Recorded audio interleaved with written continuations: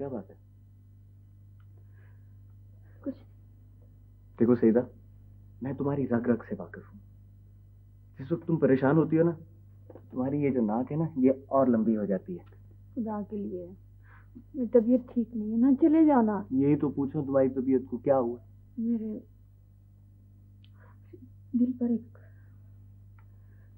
बोझ सा है। तुम्हें नौकरी अच्छी मिल गई है ना, इसीलिए।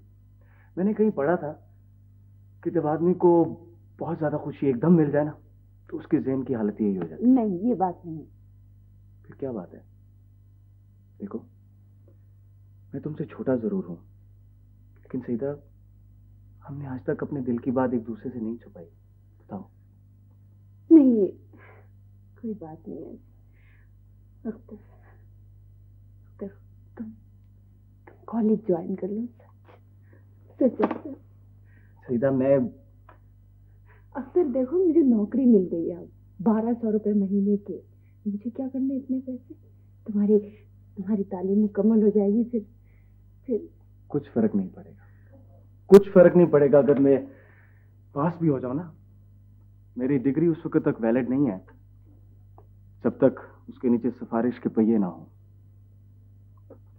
मैंने अपने लिए रास्ता चुन लिया सईदा, तुम मेरी फिक्र ना करो। फिक्र ना करूं?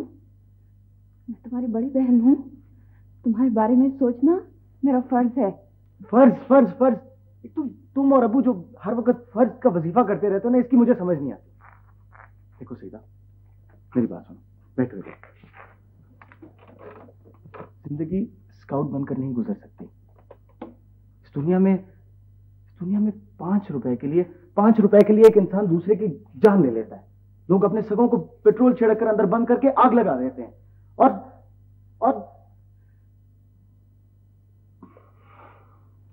तुम ठीक कहते हो, तुम ठीक कहते हो।